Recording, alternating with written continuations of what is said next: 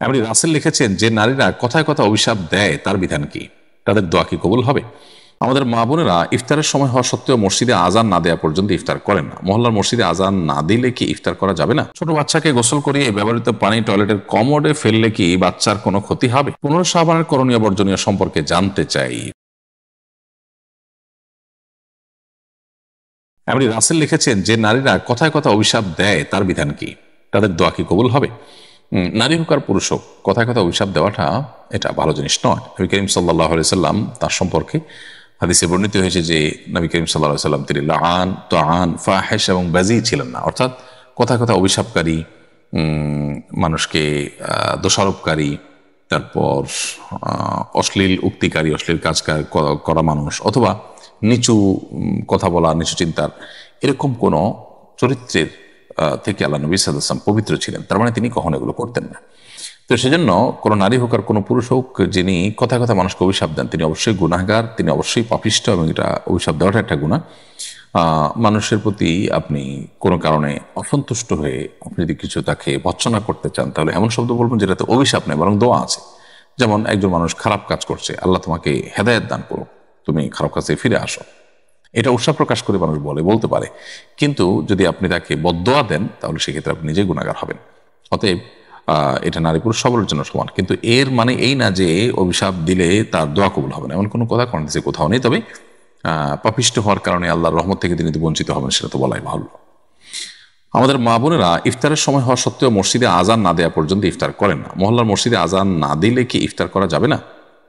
দেখুন, মহল্লার মসজিদে আজান না দিলে ইফতার করা যাবে না ব্যাপারটা তা না। ইফতারের সম্পর্ক আজানের সাথে নয়, সূর্য ডোবার সাথে। সূর্য ডুবেছে এটা নিশ্চিত হয়ে গেলে আপনি ইফতার করে ফেলবেন। যে ইমাম সাহেব আজান দিচ্ছেন, যার আজান শুনে আপনি ইফতার করবেন, তার আগ পর্যন্ত আগ মুহূর্তে আপনি ইফতার করবেন না। ওই মুয়াজ্জিন সাহেব বা ইমাম সাহেব নিজে তো আগে সূর্য ডোবার পরে কিছু মুখে দিয়ে তারপর আজান দেন, তাহলে আপনার আগে তিনি ইফতার করেছেন, আপনি কেন ইফতার পরে করবেন? নবী করিম সাল্লাল্লাহু আলাইহি ওয়াসাল্লাম বলেছেন, এই উম্মত ততদিন পর্যন্ত কল্যাণের মধ্যে থাকবে মা আজ্জাল ফুতুর ও আখারুস সুহুর, যতদিন তারা ইফতার তাড়াতাড়ি করবে এবং সাহরি দেরিতে করবে, ততদিন পর্যন্ত তারা কল্যাণের মধ্যে থাকবে। বিধায় সময় হওয়ার পর ইফতার তাড়াতাড়ি করে ফেলা উচিত, বিলম্ব করা উচিত না। নামাজ আজানের জন্য অপেক্ষা করা উচিত না, যদি সূর্য ডোবাটা নিশ্চিত হয়ে যায়। এরপর হিসাম লিখেছেন, ছোট বাচ্চাকে গোসল করিয়ে ব্যবহৃত পানি টয়লেটের কমোডে ফেললে কি বাচ্চার কোনো ক্ষতি হবে? কোনো অসুবিধা নেই। বাচ্চাকে গোসল করানোর পর অতিরিক্ত পানি বা ব্যবহৃত পানি যেটা আছে সেটা টয়লেটে কমোডে আপনি ফেলে কমোড পরিষ্কার করলে সেটা করতে পারেন, ড্রেনে চলে যেতে পারে।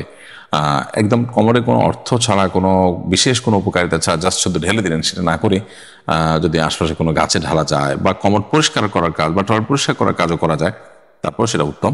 খোলাসা কথা হলে কোনো অসুবিধা নেই, শিশুর কোনো ক্ষতি হবে না। এবার প্রশ্ন হলো, 15 শাবানের করণীয় বর্জনীয় সম্পর্কে জানতে চাই। 15 শাবান বা মধ্য রজনীতে আমরা অবস্থান করছি। এই রাতে আল্লাহ তাআলা মুশরিক এবং হিংসুক মানুষের প্রতি সদৃঢ়তা পোষণকারী এই মানুষগুলো ছাড়া আল্লাহ তাআলা বাকি মুসলমানদেরকে সাধারণ ক্ষমা ঘোষণা করে। সেই জন্য আল্লাহর ক্ষমা লাভের জন্য আমাদের চেষ্টা থাকতে পারে। অবশ্যই ধরনের ঘোষণা আল্লাহ তাআলা প্রত্যেক দিনেই ভোর রাতের অর্থাৎ রাতের শেষ 1/3 যখন হয়, তখন আল্লাহ সুবহানাহু ওয়া তাআলা বান্দাকে ডেকে ডেকে ভাবে ক্ষমা করে থাকেন, সেটি বলা আছে প্রতি রাতেই। তো শাবানের মধ্য রজনীতে পুরো রাত জুড়েই এটি প্রযোজ্য, হাদিসের আলোকে বোঝা যায়। কিন্তু এরাতে ভাগ্য নির্ধারণ করা হয়, এরাতে হালুয়া রুটি খাওয়া উত্তম বা সওয়াবের কাজ, কিংবা এরাতে মসজিদে সমবেত হয়ে জিকির আজকার, সম্মিলিতভাবে দোয়া, অথবা এর জন্য বিশেষ কোনো আয়োজন করতে হবে, আলোকসজ্জা করতে হবে, মসজিদগুলোতে গোসল করতে হবে, কবরস্থান জিয়ারত করতে হবে, এরকম আরো নানাবিধ ধারণা আমাদের সমাজে আছে, যার কোনোটি আসলে কোনো হাদিস, বিশুদ্ধ কোনো হাদিস দ্বারা সাব্যস্ত নয়। এই জন্য মধ্য শাবানের রাত আল্লাহ তাআলা ক্ষমা করেন, হাদিসে আছে। আপনি ক্ষমা পাওয়ার জন্য চেষ্টা করবেন।